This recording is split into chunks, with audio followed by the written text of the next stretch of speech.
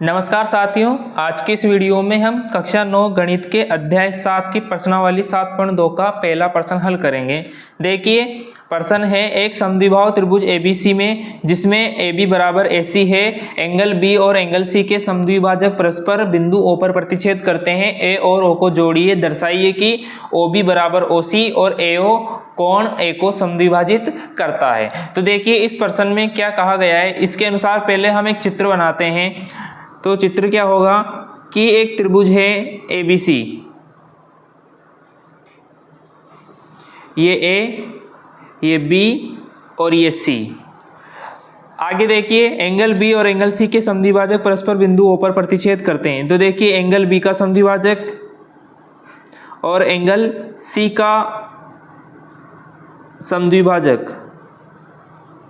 बिंदु O पर प्रतिच्छेद करते हैं और O को हमें A से मिला देना है। ठीक है, अब देखिए दर्शाइए कि OB बराबर OC, OB बराबर OC यानी कि इस भुजा को हमें इस भुजा के बराबर दिखाना है।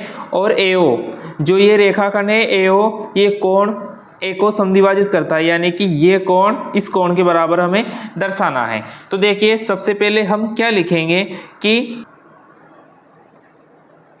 रेखाखंड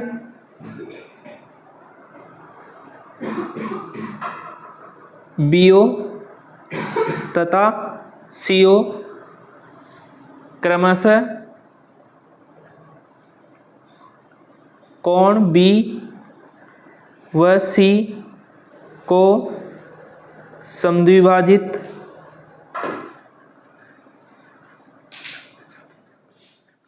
करते हैं। अतः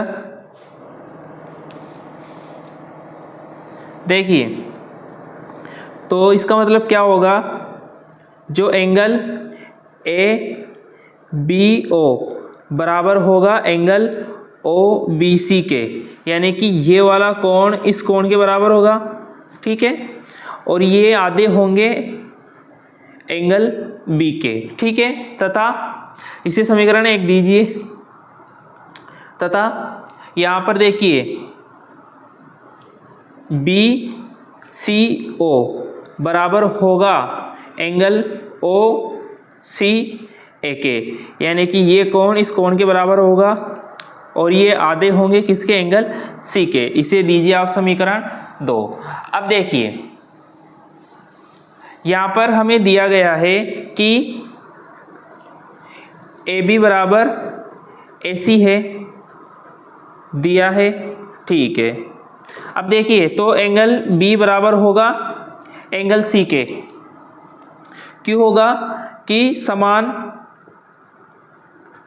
भुजाओं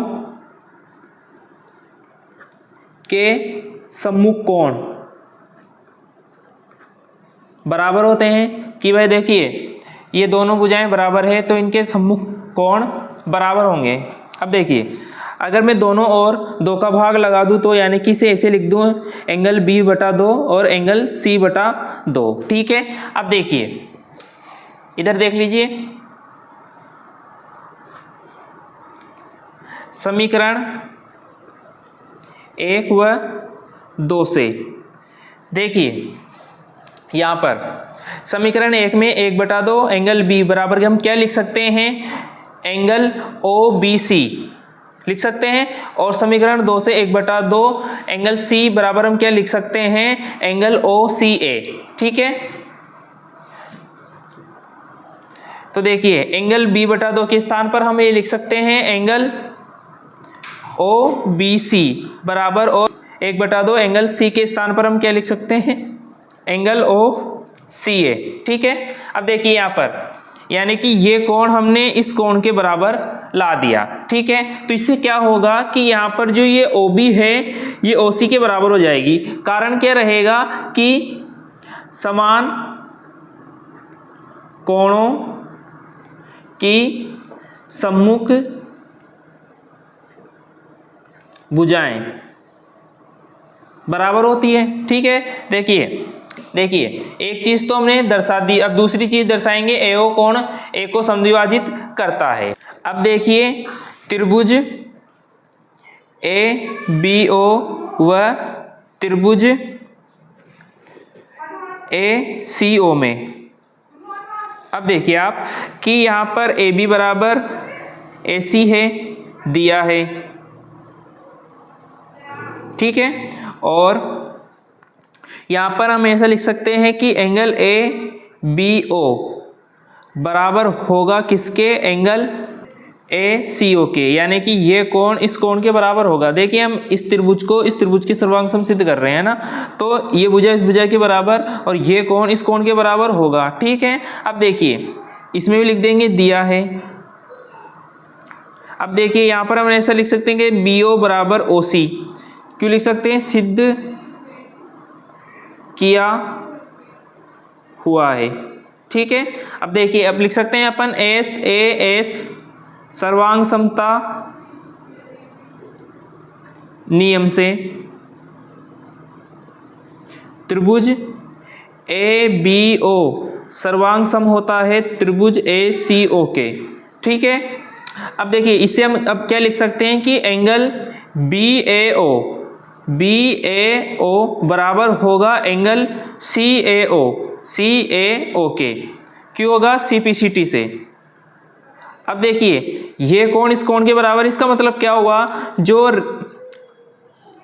OA है वो एंगल A को समद्विभाजित करता है।